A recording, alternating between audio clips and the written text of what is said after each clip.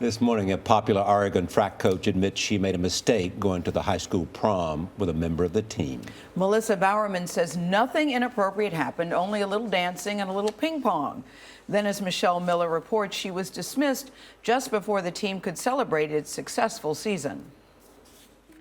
Melissa and John Bowerman arrived last night, the picture of partnership.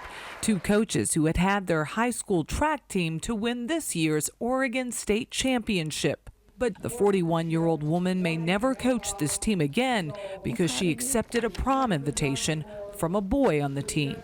Trevor Thomas, who's 17, says he asked Bowerman because she'd never been to a prom. It's like taking your mother to a dance.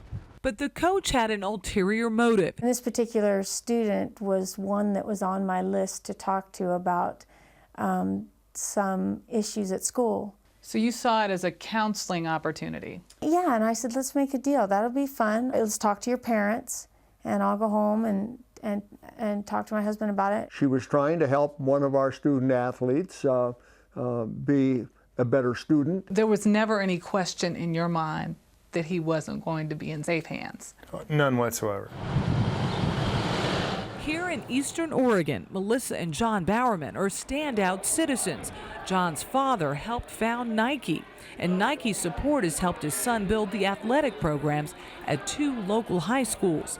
Still, after the prom, the school superintendent reprimanded her and stripped her of her volunteer coaching job. Would you have ever expected this reaction?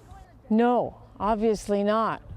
This has turned out to be a disaster. But following protocol, the school district asked Sheriff Gary Betancourt to investigate. As soon as I got into this thing, the second or third interview, it was very clear to me there was nothing criminal. So nothing sexual in nature? Right. Your relationship with Trevor never crossed the line? No, never. You were not having a relationship with Trevor? I've got a relationship with every kid on that team, but nothing of any sinister nature or evil. Sexual nature? No. At last night's ceremony, there was plenty of support for the fired coach, and she found one simple way to leave her mark on the kids she had long helped. For CBS This Morning, Michelle Miller in Condon, Oregon. Who's going first? I'm gonna let you go first, Gail. How about that?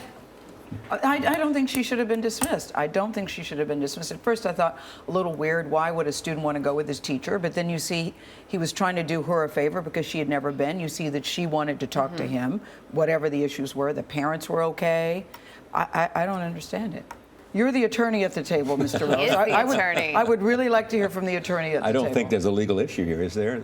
According to what the policeman said. No, I think for, like you said, Gail, on the surface, for a lot of people, it probably comes across as, oh, this is one of those icky situations. Yeah, it feels gross. It's very inappropriate and feels kind of gross. And then when you dig down and you learn more about it, about what his parents said, what her husband said, and what the police officer there told Michelle Miller, it turns out that it's a very different story. I still would like to know what Mr. Rose says. I see you deflected it by saying it's not a legal issue. No, it's not a legal issue, but I am curious. Everybody has an opinion, Charlie. What's yours? I'm curious. I have an opinion on a zillion things. I don't need to have an opinion on everything. Oh, okay. Yeah. That's his way of saying I'm not playing. All right. Shall we move on? Yes, we shall.